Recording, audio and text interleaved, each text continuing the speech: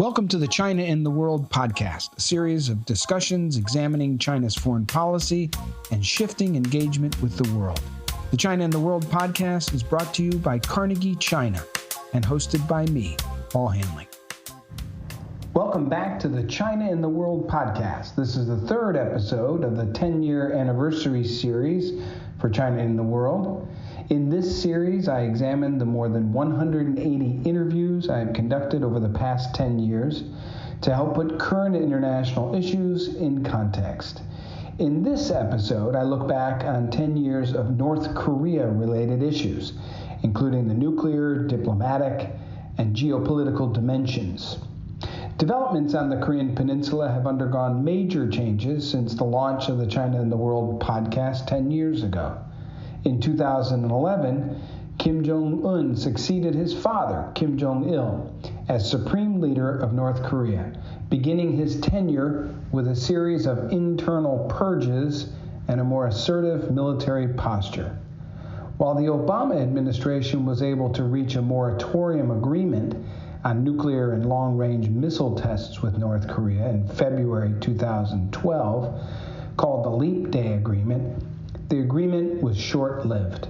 Just weeks later, the Leap Day Agreement was severed as Pyongyang conducted a satellite launch in April 2012, attempting to send the Hwangmyong-3 into orbit. Between 2013 and 2016, North Korea held 3 nuclear tests, followed in 2017 by North Korea's first successful test of an intercontinental ballistic missile capable of striking the United States, the Hwang-Song-15. A subsequent war of words between Kim Jong-un and Donald Trump resulted in their first meeting, the first meeting between a sitting U.S. president and a North Korean leader, and it took place in Singapore in 2018, followed by Kim's self-imposed moratorium on nuclear and long-range tests, which was broken in February 2022. Since the Biden administration entered office, North Korea has conducted over 40 missile tests, including 5 intercontinental ballistic missile launches, while spurning diplomatic overtures from the United States. This episode helps shed light on the evolution of all these developments on the Korean Peninsula over the past 10 years. I hope our listeners will enjoy this episode and tune in again next month for another China in the World Look Back episode. Enjoy. July's military parade in Pyongyang proves just how senior this man was. Jang Song-thaek was at the North Korean leader's right hand. At the very heart of this regime, he was Kim Jong-un's uncle and mentor, married to the sister of the former leader, Kim Jong-il. It's certainly ruthless, but it also potentially represents a seismic shift for North Korean politics, and not one the world will be comfortable with, not least China, North Korea's only ally. Mr. Chang was effectively China's man in the North Korean regime, the interlocutor between Beijing and Pyongyang. Without him, China's attempt to keep Kim Jong-un in check could be harder. In the following interview, recorded in December 2013, I spoke with Dr. Zhu Feng, who at the time was a professor at Beijing University's School of International Studies. We spoke about Kim Jong-un's internal power struggles and the implications for North Korea's foreign policy. So some are predicting that North Korea, Kim Jong-un, will commit further provocations early in 2014, possibly a fourth nuclear test, to further prove his consolidation of power. So I think it's such a domestic propaganda agenda that unbelievably full after Jang Song-thaek was purged. But I don't think the young leader will be destructive, just provoking very recklessly for its relations with the international community. On the other hand, I think if the young leader would like to provoke once again, they would completely alienate the region and keep China not just angry, but also very irritated. So then I think that will be some sort of political serious sign of very similar for the DPRK-China relations. In the next interview, recorded in March 2014, I spoke with Dr. Wang Dong, a professor at Beijing University, about China's evolving policy toward North Korea. So there has been some talk about this, and I'm aware that denuclearization has sort of moved up in terms of the priority of the Chinese leadership. And you see this, I think you can look at the statements that are made by Chinese leaders, and you can detect some of this. Can you give us a sense, however, from a policy standpoint, or from a Chinese behavior, or how China is responding to certain things that North Korea does? How can foreign observers see in a concrete way that this has changed and that denuclearization is now more important? First of all, I'd like to say I fully agree with your observation. This is also my personal observation and conviction as well. Let me give you, I think, a few very concrete examples or evidence, if you like. I think first is that I think China actually, along with the United States, work out this most recent round of sanction regime through the UN Security Council. So this is one first, example you want to set. This is in the aftermath. In the aftermath of the third nuclear test. Their nuclear test. So China, I think, has been quite strict in terms of implementing the sanction. And you may also remember last year, the Ministry of Commerce published a list of items, that are supposed to on the sanction list, and that's a lot of observers, I think, pay a lot of attention to that because this is quite something extraordinary. It's actually unprecedented, never happened before, and I would take this as a very positive indication of that China, essentially is making a public, statement to the international community that we are quite serious about this. Of course, at the same time, also sending a very strong message, to North Korea that you better because we are very serious about this. The Democratic People's Republic of Korea has test-fired a ballistic missile from a submarine off its eastern coast. South Korea's military said the missile was fired in early hours Wednesday morning near the coastal city of Singapore. The Defense Ministry officials said the DPRK's missile technology appeared to have advanced compared with previous launches, as the warhead flew around 500 kilometers before crashing into the sea. This next recording comes from an interview with Admiral Gary Roughead in September 2016. I would be remiss if I didn't ask you about North Korea. Just this week, they've conducted their 5th nuclear test. It was the largest test that they've conducted. They've done a lot of missile tests this year, and they did their first ever successful missile launch from a submarine, which all of this combined gives them enhanced capabilities and moves them closer, of course, to being able to put a nuclear warhead on a missile and potentially range the United States. How do these enhanced capabilities, how do you see these, especially the submarine aspect of being able to launch missiles from submarine, how does this change the equation for us? Well, I think it changes it in a couple ways. One, the continued nuclear testing is very problematic. It's an issue that I believe not just the United States and China need to deal with, but on a global basis. This is a significant, serious development, particularly given the nature of the leadership and particularly the judgment that's been displayed by the leader in North Korea. So that's on the higher level, that's in play. But I think it also indicates that that the potential for North Korea to threaten the region and eventually the United States has moved into a new domain. And we can talk about various defensive systems, but the advent of a submarine as a potential launching mechanism is significant. And this is not a new threat, because if you go back a few years and you remember the sinking of the Jong-un, that was done by a submarine. And so we now have to become very, very serious about this. Yeah. Make the investments, and this is a regional issue, make the investments in anti-submarine warfare, maritime domain awareness, intelligence sharing, so that there can be a common intelligence picture of what may be moving, what may be in port, what may have left port. And so I think it's important that regionally we begin to pull this together.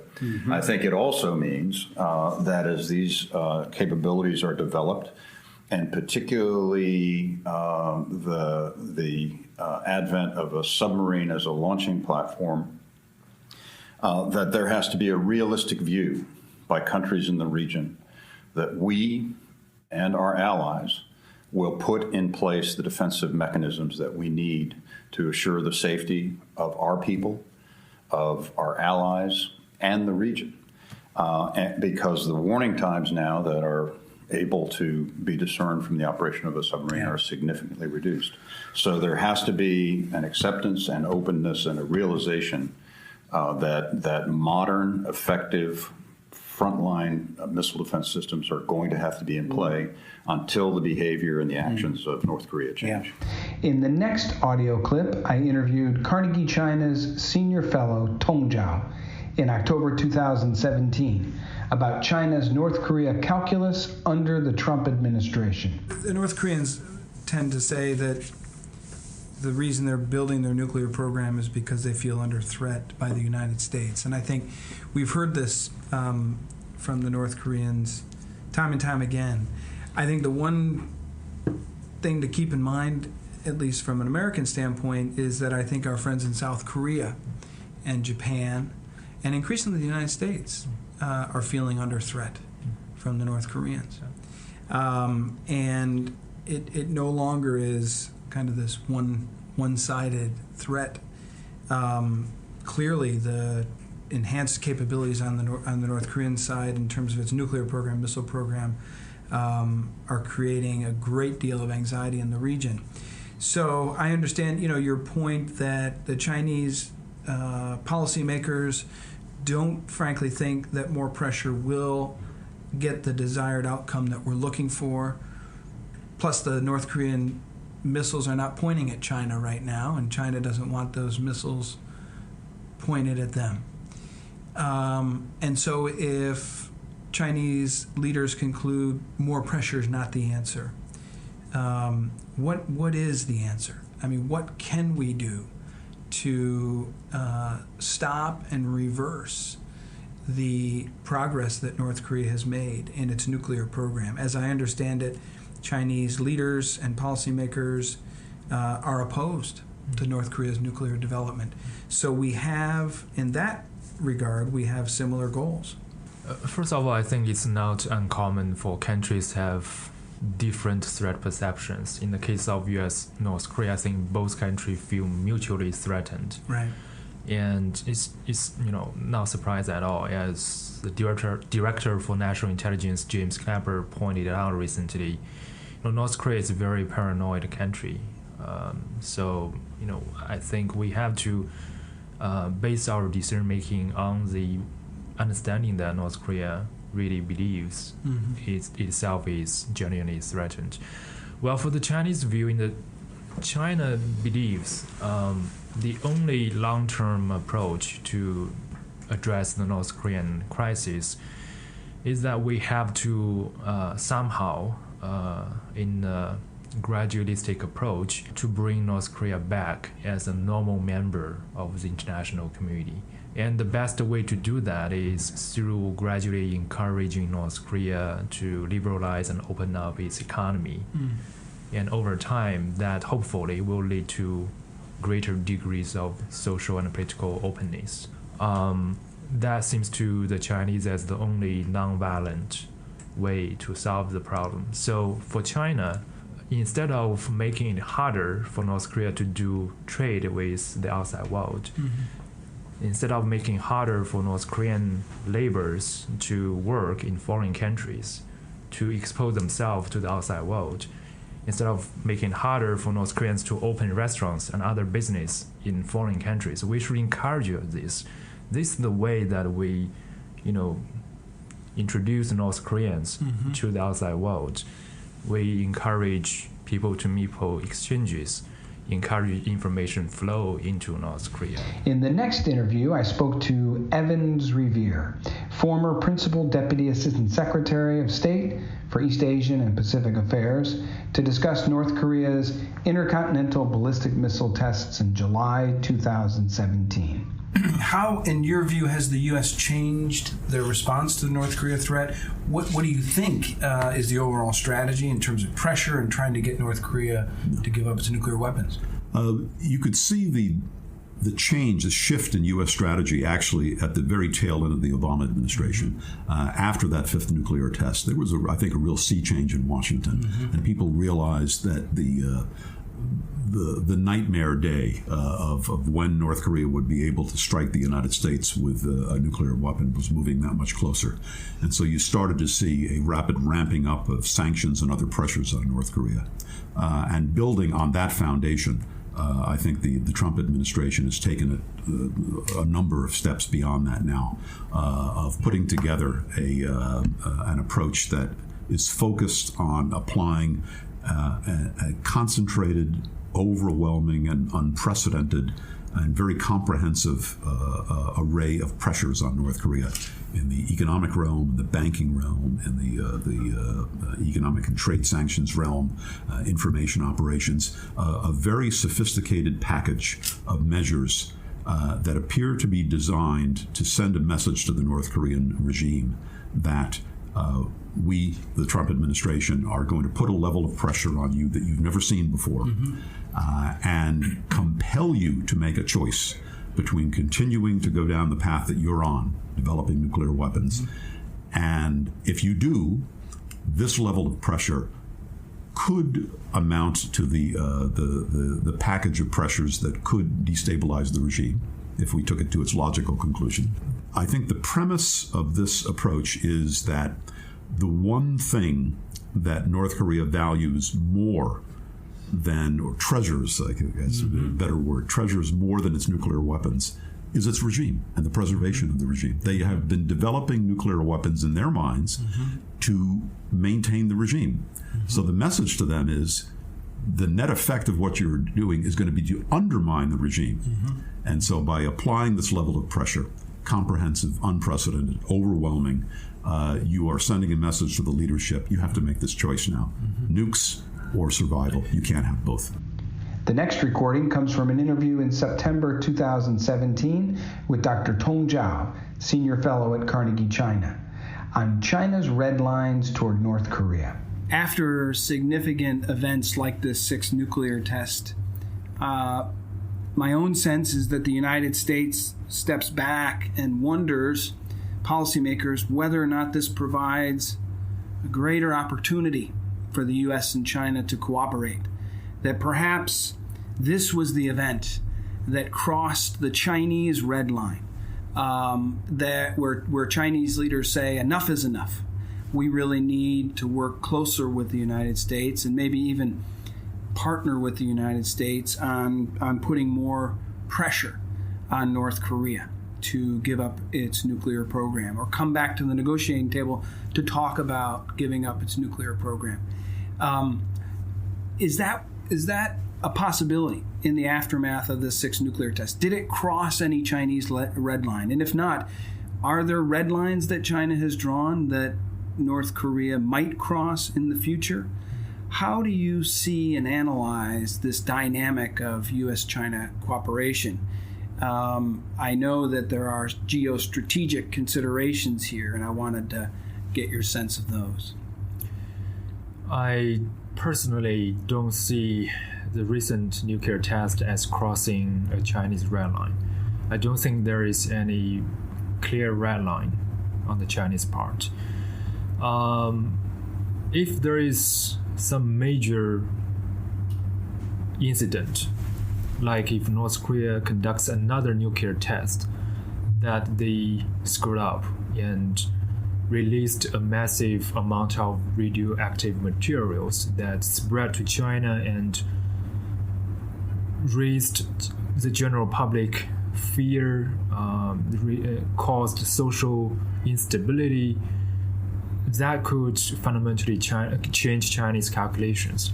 Or if North Korea goes so far as to launch a real nuclear warhead on the top of a missile in another test, simply to test their capability to mate a real nuclear warhead to their missile, and they shoot the missile towards the middle of the Pacific Ocean and detonate the nuclear warhead in the atmosphere. That would break a long-held nuclear taboo. Mm-hmm.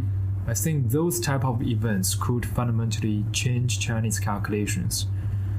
But short of that, I think the Chinese basic calculations about its own geostrategic interests on the peninsula will remain the same. In the next audio recording, I interviewed Dr. Chung Xiaohe from Renmin University about Chinese views of North Korea.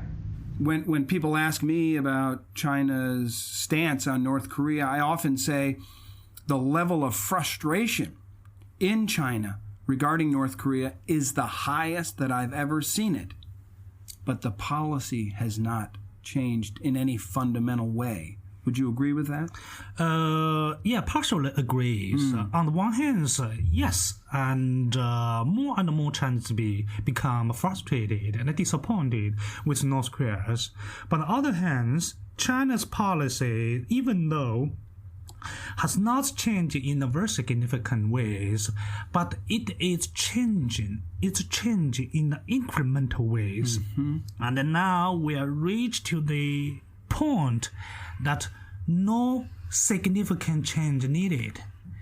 And for examples, China initially opposed economic sanctions, but now China agreed to impose economic sanctions against North Korea, even China agreed to impose a cap on North Korea's oil import.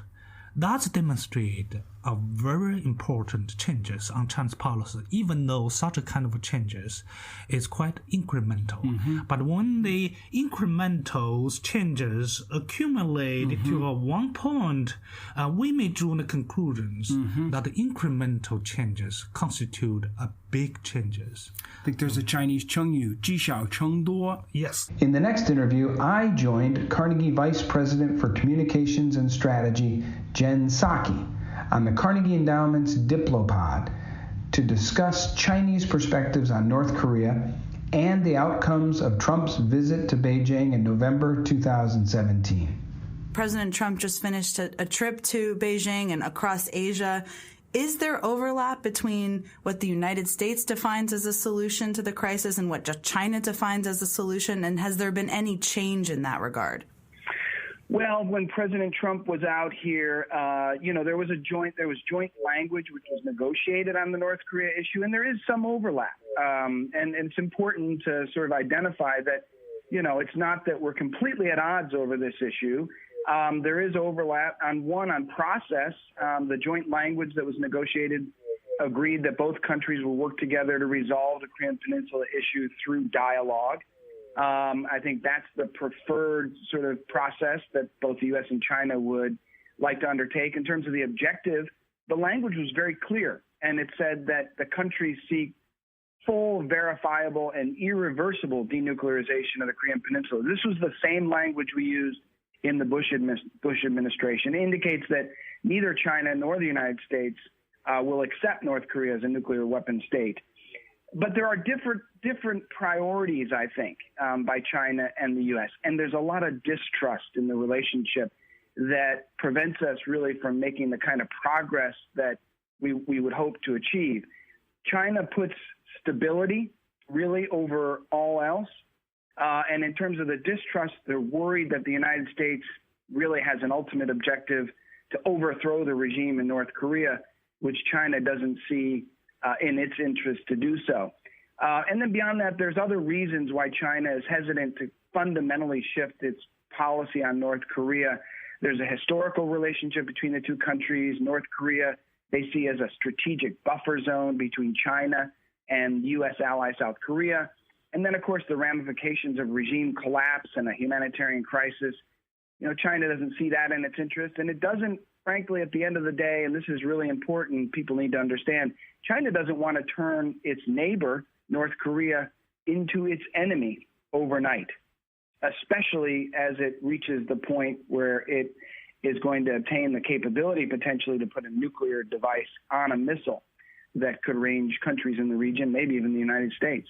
The following audio clip comes from an interview with Dr. Jia Qingguo, professor at Beijing University's School of International Studies, in May 2018, about China's approach to North Korea. What is the desired end state that we should be seeking with respect to the North Korea issue? Do we have agreement between the United States and China in terms of what we're trying to achieve from a broad perspective? Well, I think the desired end state is twofold. One is denuclearization of North Korea. The second is to bring North Korea into the existing international system and try to help it to be stable and prosperous. We are still working on it by taking a sort of two-pronged approach. One is to increase sanctions to push North Korea to give up its nuclear weapons. The other is still, hope that North Korea would come back to the negotiation table, and so that we can go back to the earlier agreement on how to, help North Korea back to to become a sort of normal state. If it promises to give up nuclear weapons. The next recording comes from an interview with Dr. Tong Zhao, Senior Fellow at Carnegie China, in December 2019, about Trump and Kim's second summit in Hanoi, Vietnam.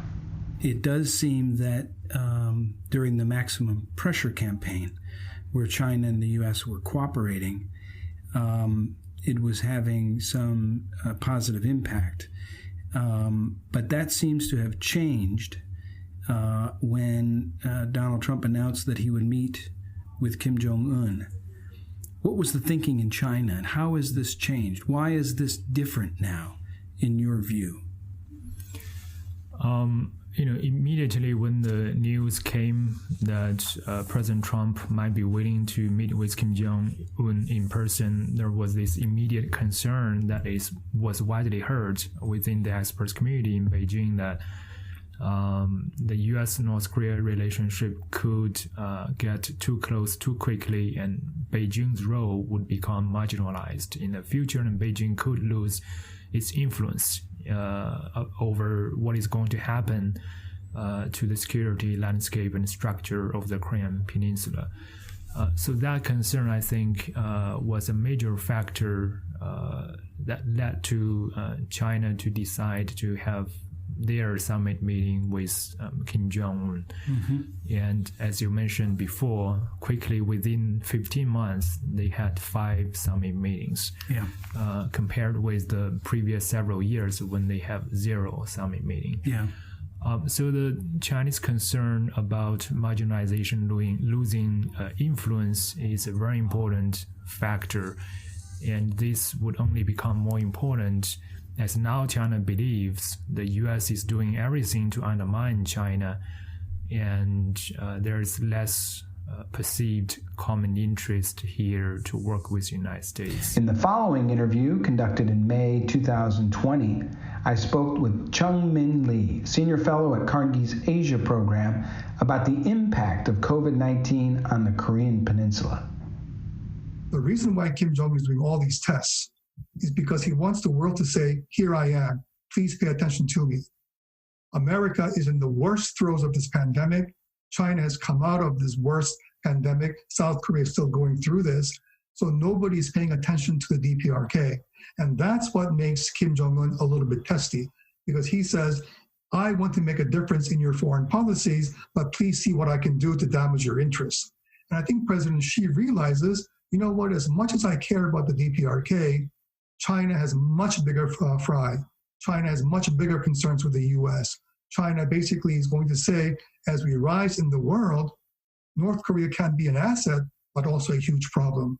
That is President Xi's problem as much as it is for President Moon in South Korea. In February 2020, I spoke with Alexander Gabuev, director of the Carnegie Eurasia Center, about Russia's views toward North Korea. Is the state of relations between Russia and North Korea right now, in your view, pretty good? Or are there things that North Korea is doing or not doing, perhaps, in the way of denuclearization that is causing strains? How would you describe the sort of the state of bilateral relations and the relations between the two leaders? I think it's the relationship between the two leaders is pretty amicable. It's not deep. They have met once in Vladivostok, but still the channel is established, and there is a pretty sophisticated network of channels with the embassy and security services that talk to each other. So Russia has somewhat good insight of what's going on in Pyongyang, as much as any power can have good insights. Russia doesn't have much leverage over North Korea, unlike China. So the economic relationship is pretty small. The official figures for last year stand at a trade turnover for roughly $16 million US. We can imagine that the actual number is bigger due to smuggling. At the same time, they understand that Russia is perhaps the one great power in its neighborhood that doesn't view North Korea as a sphere of influence, that doesn't seek a regime change, or doesn't seek control over North Korea foreign policy or pace of its domestic reform. So it's interested only in stability delivered by the Kim regime. And that provides a certain amount of goodwill. The next recording comes from an interview conducted in July 2021 with David Shin from the National Intelligence University about Kim Jong-un's strategy for survival. Right. So I argue that, what the North Koreans have always said, whether it's action for action or step by step, whatever terminology that they use, should have been accepted, right? Because they're not going to go for a big deal, especially if there are conditions up front, like complete denuclearization first. Then we'll give you everything. That's not going to work. It has never worked. So I was thinking, out of the Hanoi summit, the U.S. should have taken, whatever they were offering Yangon, just to see what the U.S. would get. Why? Well, they wanted a lot of sanctions lifted. It was arguably making an effect on their economy, on the regime. I make that case even now because you can always snap back sanctions. And what has to be made clear is whatever you come to with respect to an agreement, you have to tell everyone, right? If you don't follow through, then these sanctions will be snapped back. And I think if you make that kind of a declaratory statement ahead of time, and then you pursue some kind of an action for action program, I think it's more likely to succeed than not. Thank you for listening to the China in the World podcast. For more episodes and research, please go to carnegiechina.org. This episode was produced by Nathaniel Schur with assistance from Shuyu Lim, Nicola McHugh, and John Lee Yuan. The music was composed by Spencer Barnett.